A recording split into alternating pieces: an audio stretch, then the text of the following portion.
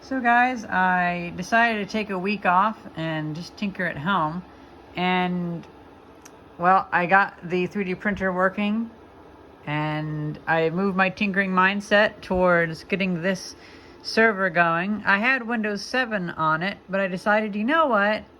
It's time to try Linux again because it didn't really like the Windows key that I had for it. It kept popping up as it's invalid. It's like, well, okay, whatever.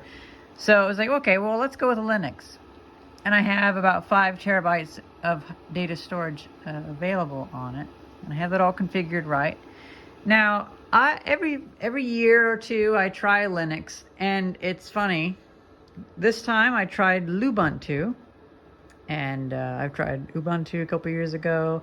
You know, I always end up in these situations where I install it, and it seems like it's doing fine, and then I do sudo apt-get upgrade or whatever, and because I just go to the internet and I ask, like, what do you do? But then, okay, I can't run parsec. Whenever I download an AnyDesk, it just does this. Okay, well, I guess I'll execute it. Well, that's not really what I wanted. And following 3 people's ideas on their forums about how to install it, those don't work. That's always just ended up in errors. And then I thought maybe I'd clean up a USB drive, and people said, oh, just use gparted. And it's like, oh, okay, well, what the heck is this? This is like some DOS 1.2 shit. Can I just right click and format a USB drive? Is that too much to ask, just to right click and format a USB? Do I have to know what the sector size is or whatever?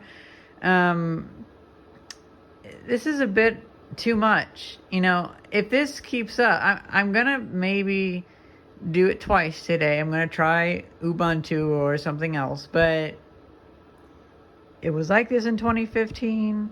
It was like this in 2017, 2019, 2020, 2021.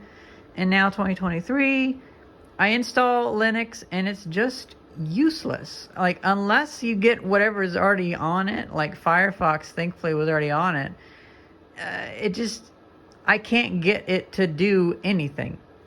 And then the first thing you do is you have to go to the forums and they tell you to type in some cryptic shit just basically to do the same job as a right click.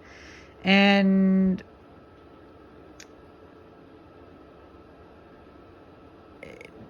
I've never gotten anything from online to work except for like sudo apt-get update. Everything else doesn't work. There's errors, there's issues, commands are unrecognized. So of all these distros, you know, the only one that I've gotten anything interesting to do on was DSL, Damn Small Linux, but that was back in like 2004. And it wasn't that really useful. And with this, I just want to see if I can format a hard drive. I don't know, like, how do I even do that? I've been messing around with it for a while. Disks. But I don't see an option to actually format the drive. Okay, there we go, format.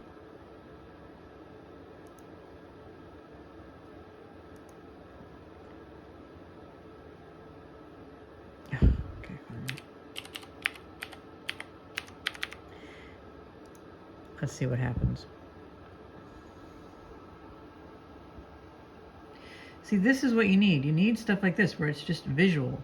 It's like opening a book. I don't want to have to think about how the bits are moving around on the computer. I just want to think about different devices. And maybe Lubuntu is a bad thing to go on, but I mean, I hope that worked. Because I installed Ventoy on some USB sticks and they got messed up, and so I'm gonna have to fully erase them. And people said you can do that with gparted, but I'm not really sure how you can do that. I might just have to use one of my floppy disk programs that uses DOS. But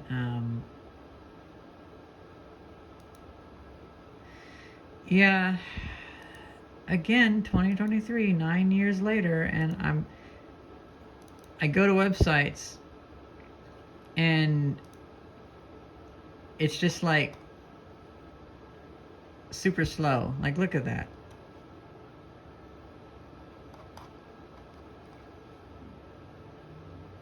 Like, I don't even have my mouse on the keyboard or on the my hand on the mouse, and it's just,